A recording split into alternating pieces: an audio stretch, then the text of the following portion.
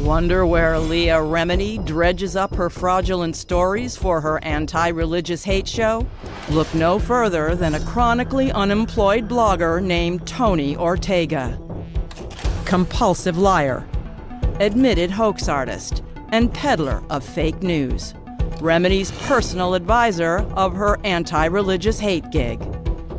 As editor of The Village Voice, Ortega pimped its cash cow, Backpage.com, an online ad site considered the most despicable in the world. This site facilitated the biggest prostitution operation on the internet, especially in the trafficking of children. Under Ortega's watch, his Backpage cohorts didn't just help traffickers sell children for sex, they composed their ads to hide it all from law enforcement. A major breakthrough with the Senate finding evidence that the executives of Backpage.com were not only aware that minors were being sold for sex through ads on the site, but actually went to lengths to hide it. The Senate report found that Backpage wasn't just hosting ads, it was actively editing them. By deleting words, phrases, and images indicative of criminality, including child sex trafficking. And Ortega doesn't deny that children were sold on Backpage. One of Backpage's many victims was sold for 2 years, starting at the age of 15, and raped over 1,000 times. When another tried to escape, her pimp broke her jaw and ribs. And after a 13-year-old sex slave sold on Backpage told her pimp she couldn't bear another rape, he kicked her down a stairwell. For 6 years, Ortega lived off the money from this child's sex slavery, while obsessively hate-blogging the Church of Scientology, the very antithesis of Backpage.com, and a religion he knows nothing about.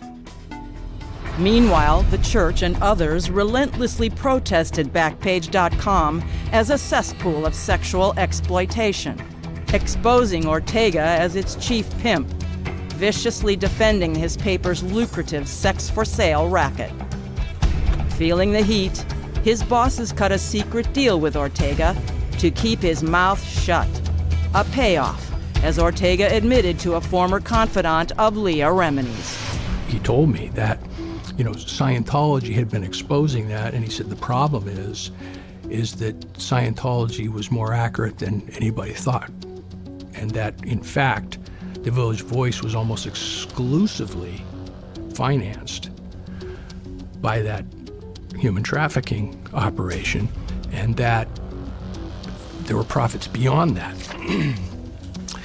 And so the owners, now that Scientology was exposing it and law enforcement was investigating it, decided they had to get rid of Tony Ortega because he was just obsessed with Scientology and he was keeping their focus on him and their operation, so they needed to get rid of him. After Ortega was paid off and dumped, the false and defamatory stories in the Village Voice against the church stopped. Later, the state of California arrested Ortega's bosses, the same men Ortega had praised as smart enough to start Backpage.com.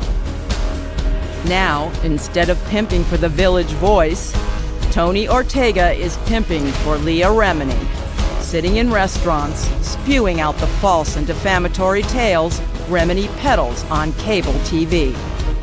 This is Leah Remini's advisor. This is who Leah Remini stands with. Tony Ortega, pimp.